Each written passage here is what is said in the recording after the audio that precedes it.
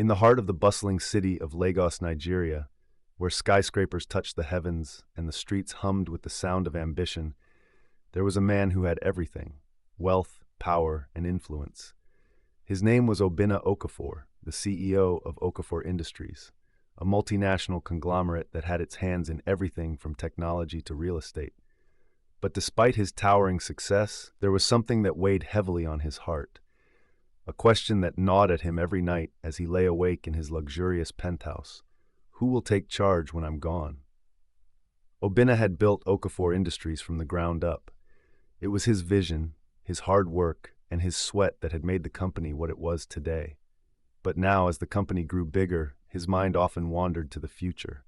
The company was his legacy, but who could continue his work? Who would lead with the same passion, vision, and integrity that he had? The usual methods of finding a successor didn't seem to work. He'd interviewed dozens of high-powered executives, all with impressive resumes, degrees from Ivy League universities, and connections that could open any door. Yet, something was missing. They all seemed to care more about their positions, their bonuses, and their influence than about the soul of the company, about its values and the people who worked behind the scenes to make it run smoothly. One day, after another disappointing round of interviews, Obinna sat in his office, his fingers tapping against his mahogany desk. He gazed out of the window, watching the city below, and an idea struck him.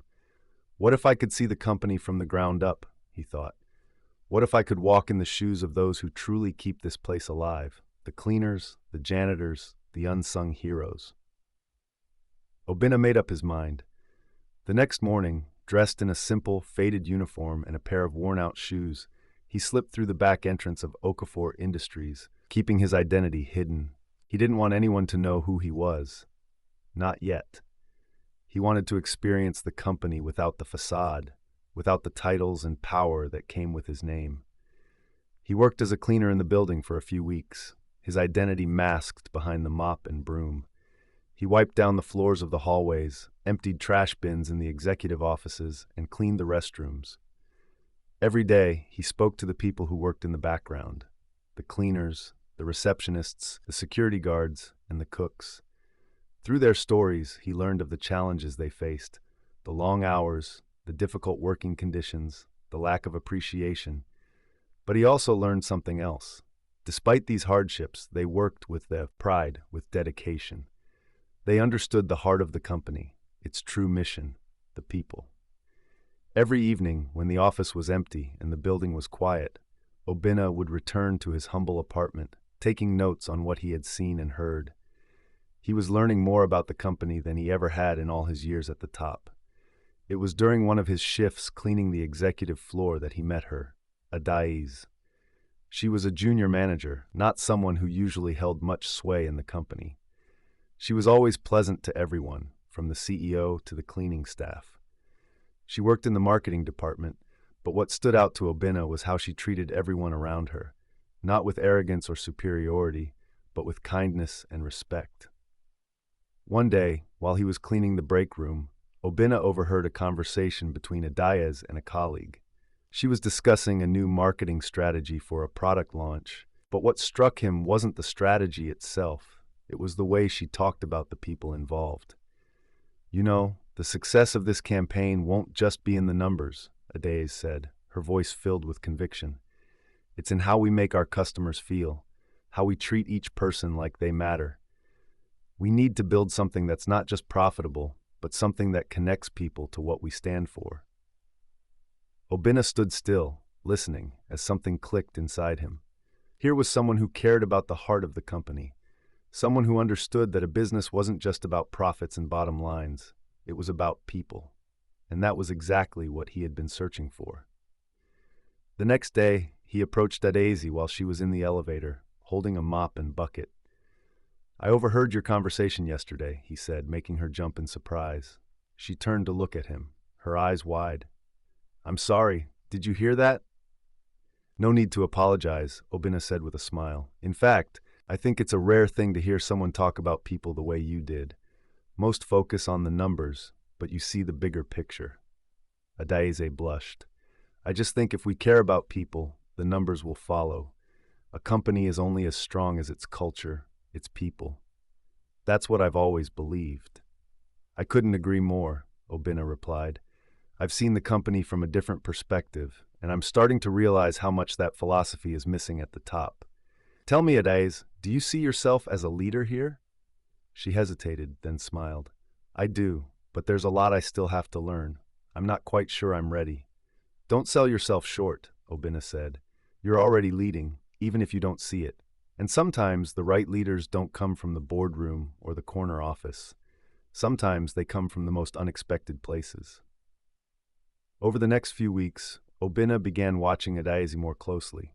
He followed her interactions with the team, observed how she handled difficult situations, and paid attention to the respect others had for her. She wasn't the loudest or the most outspoken, but there was something about her that drew people in, a quiet strength, a deep sense of integrity. It was clear to him now. Adaise was the one. But before he could make his decision, Obina needed to be sure. So he set up a test. He gave Adaise a project, a new marketing campaign that would determine the future of the company's biggest product line. It was a huge responsibility, one that could make or break her. But Obina knew that if she succeeded, she would prove herself as the leader he had been looking for. The day of the presentation arrived.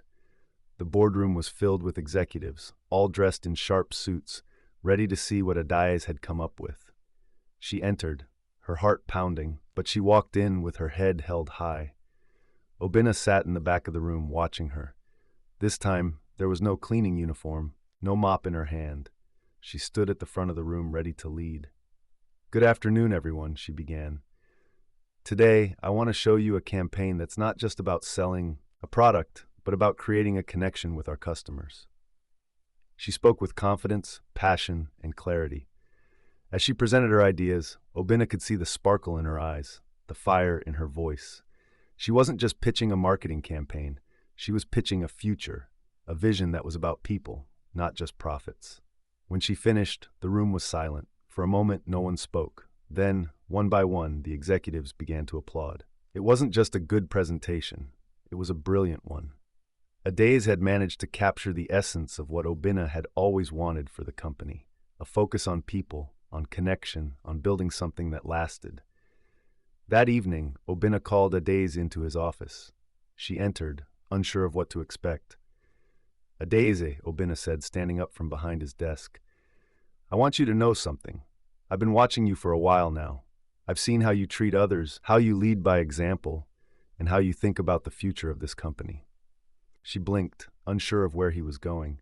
I've been the CEO of Okafor Industries for many years, he continued, but I've been searching for someone who can take over, someone who truly understands the heart of this company, and I believe that person is you. Adaise gasped, her eyes wide with disbelief. Me? But I'm just a junior manager. Obina smiled. Not anymore. You're the future of Okafor Industries. And so, in a quiet, unceremonious way, Adaise became the new CEO of Okafor Industries. Obina, in his final act of leadership, handed over the reins not to the most polished candidate, but to someone who truly understood the value of people and the heart of the company. As he stepped down from his position, Obina knew he had made the right choice. He had gone from the top of the corporate ladder to the ground level, and in doing so, he had found the one person who could lead Okafor Industries into the future.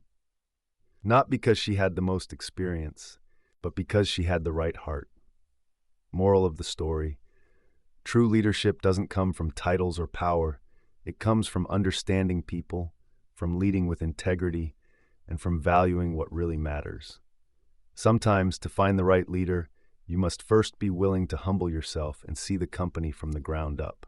Please subscribe for more videos. Thank you.